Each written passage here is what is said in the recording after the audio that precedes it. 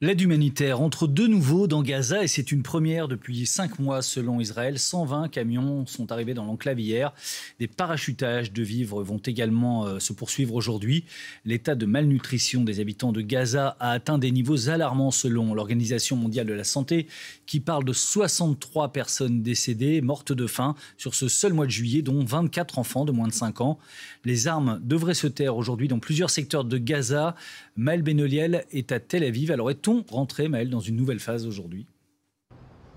Oui, écoutez, Israël a bien décrété une pause quotidienne des combats à des fins humanitaires dans certains secteurs de Gaza, et cela afin de faciliter la distribution d'aide pour les acteurs internationaux, ce qu'ils réclamaient depuis de longues semaines. Mais alors même que l'ONU affirme qu'un tiers de la population de Gaza n'a pas mangé depuis plusieurs jours et qu'un demi-million de personnes subissent des conditions semblables à une famine, l'État hébreu maintient qu'il n'y est pour rien et défend sa politique humanitaire. Pour l'armée israélienne, les affirmations de famine sont fausses et fabriquées par le Hamas pour Israël. Le Hamas orchestre avec succès une campagne médiatique mensongère, le tout après plus de 21 mois de guerre dévastatrice dans l'enclave palestinienne. Mais pourquoi alors mettre en place ces pauses humanitaires pour Israël et de nouveau autoriser d'ailleurs les parachutages d'aide sur Gaza, opération de communication visant à faire retomber la pression internationale ou réelle prise de conscience des problèmes de faim et de malnutrition à Gaza malgré les discours officiels de façade. Une chose est sûre en tout cas, la guerre, elle, se poursuit. Au moins 27 personnes ont été tuées ce dimanche, dont 13 lors de distributions alimentaires selon la défense civile du Hamas. Et on va continuer à parler de cette situation humanitaire absolument dramatique sur la bande de Gaza, de cette famine. On peut en parler comme ça. Nous sommes en visio avec Jean-François Corti, qui est le président de Médecins du Monde. Merci, Monsieur Corti, d'être en direct avec nous. Les enfants meurent de faim sous nos yeux. C'est ce que dit Volker Türk, qui est le haut-commissaire des Nations Unies aux droits de l'homme. On assiste en effet à Gaza à une famine de grande ampleur.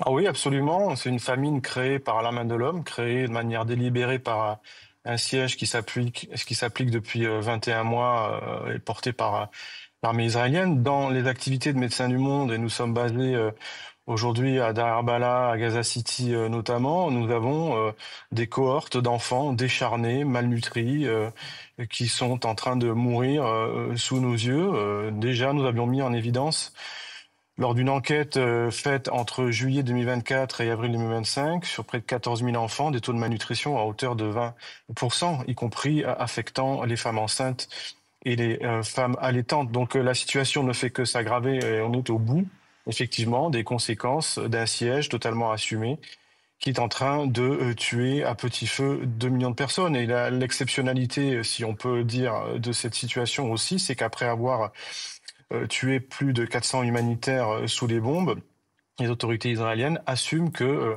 les acteurs humanitaires eux-mêmes sont en train de souffrir de pénurie, de faim. Nos équipes, par exemple, ne font pas plus d'un repas par jour. Parfois, ils ne mangent pas quotidiennement. C'est une centaine de personnes, à l'image des milliers d'humanitaires qui aujourd'hui à la fois essayent de sécuriser leur famille, de leur trouver à manger et à boire, et en même temps essayent de conduire les activités médicales dans des conditions extrêmement difficiles. Quand l'Organisation mondiale de la santé parle aujourd'hui de niveau de malnutrition alarmant, ça veut dire que même si l'aide humanitaire, comme ça semble être le cas, est en train de revenir sur Gaza, la situation ne peut pas se résoudre tout de suite, ni même en quelques jours. Écoutez, on a déjà vu des cas de figure de pause comme ça, dites humanitaires. On voit bien la manière dont on instrumentalise la raison humanitaire. Il est prévu de faire entrer 150 camions par jour, mais on ne sait pas jusqu'à quand, avec des largages aériens qui, on le sait, sont peu précis, sont coûteux et tuent des gens. Ils tuent des gens parce que on prend des palettes sur la tête et parce que lorsqu'on essaie de récupérer le peu de nourriture qui arrive, cela donne lieu à des batailles rangées. On sait aussi que la plupart des potentiels largages ne tombent pas sur les zones où les populations vivent. C'est près. Aujourd'hui, la population vit sur 12% du territoire de la bande de Gaza d'avant octobre 2023. Donc on est dans une situation où on voit que l'aide va rentrer de manière peu proportionnée. Hein. Il faudrait 10 fois plus de camions pour pouvoir répondre aux pénuries massives.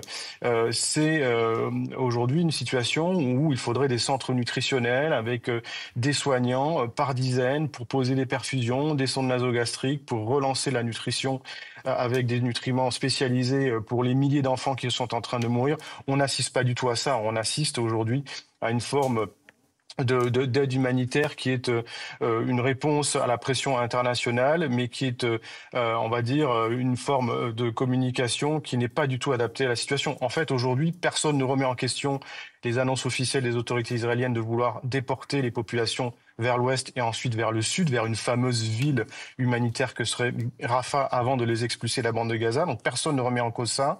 La guerre continue, vous l'avez rappelé. Hein, ce ne sont que quelques pauses quotidiennes d'entrée de camions. Donc en fait, on a le sentiment, et je vais vous le dire de manière très claire, qu'on essaie de renourrir un petit peu la population qui est en train de mourir de faim pour mieux la déporter. C'est absolument terrifiant. La reconnaissance d'un État palestinien par la France au mois de septembre, qui est discutée d'ailleurs aujourd'hui aux Nations Unies, c'est de la géopolitique et ça ne résout pas les problèmes de terrain pour vous ? Il y a le temps politique et le temps de l'urgence médicale. Aujourd'hui, on peut se satisfaire qu'il y ait des discussions sur la possibilité pour le peuple palestinien, comme aussi la nécessité pour le peuple israélien et les peuples de la région d'avoir des lieux sécurisés où ils peuvent vivre normalement. Ça peut sembler légitime d'en parler, mais compte tenu de l'accélération de la colonisation que l'on observe, notamment dans Gaza avec les annonces de recolonisation par le Premier ministre, et aussi l'accélération de la colonisation en Cisjordanie, où je vous le rappelle, des milliers de personnes sont déplacées quotidiennement, où il y a des sièges, des villes comme Jenin, Turkarem, où les humanitaires ont de plus en plus de mal à travailler. On peut se poser la question d'un territoire fictionnel, en fait, ne va plus exister pour les Palestiniens, qui seront probablement expulsés, comme cela a été annoncé, en Libye ou en Asie, ou je ne sais où. Donc aujourd'hui, il y a du temps politique, certes, mais le temps de l'urgence médicale, et je parle bien d'urgence médicale, je ne parle pas d'urgence humanitaire, parce qu'on a explosé tous les codes du respect humanitaire. Le droit international humanitaire a volé en éclats depuis de nombreux mois. Il faut, pour répondre à la montée exponentielle de la malnutrition, ouvrir tous les points de passage depuis Gaza, depuis l'Égypte. Il y a des milliers de tonnes de matériel prépositionné. Il faut les faire entrer massivement, faire rentrer des humanitaires spécialisés dans la lutte contre la malnutrition. Aujourd'hui, c'est pas ça qu'on observe. On est sur une façade communicationnelle et cela est absolument terrifiant. D'autant que le programme alimentaire mondial qui dépend des Nations Unies dit qu'il a les moyens de nourrir les 2 millions de personnes qui sont à Gaza pendant 3 mois. Encore faut-il pouvoir rentrer sur Gaza. Écoutez, nous avons fait rentrer 4 camions depuis le début de l'offensive dans Gaza. Il y a des barrières administratives qui sont posées au quotidien aux Nations Unies, aux ONG qui essayent de bosser dans la région. Nous avons fonctionné grâce à des donations de l'UNICEF et de l'OMS pour faire tourner nos centres médicaux qui travaillent sur la malnutrition, sur le soin de santé primaire, sur la question de la santé mentale. Donc en fait, la question n'est pas de mobiliser l'aide, elle est présente, elle est prépositionnée de manière massive en Égypte, en Israël, et on n'a pas besoin de largage aérien. Le mieux, c'est de passer par la route. C'est le largage aérien, il renvoie l'image potentiellement d'un territoire qui est Gaza inaccessible, mais la réalité, ce n'est pas ça. C'est qu'il y a de l'aide, qu'elle est là, qu'elle ne demande qu'à rentrer, mais qu'elle est bloquée du fait d'un blocus assumé par les autorités israéliennes. Donc on voit bien la manipulation communicationnelle. Je peux vous certifier aujourd'hui que dans nos cohortes de patients, ce sont des enfants décharnés, comme je vous le disais. C'est pas des images de l'IA ou de l'intelligence artificielle, c'est vraiment le quotidien. Et puis c'est nos équipes qui aujourd'hui cherchent à manger et à boire, comme l'entièreté des humanitaires aujourd'hui. La situation est absolument exceptionnelle. On n'a jamais vu ça dans les conflits contemporains. Il faut vraiment inverser cette tendance de manière massive, faire entrer massivement de l'aide, des spécialistes de lutte contre la malnutrition. C'est pas vers ça qu'on s'oriente aujourd'hui. On est sur des pauses. On n'est pas sur un cessez-le-feu massif et la situation ne va pas s'inverser. Merci beaucoup. Le message est passé, je pense. Merci à vous, Jean-François Corti, président de Médecins du Monde en direct ce matin sur France Info.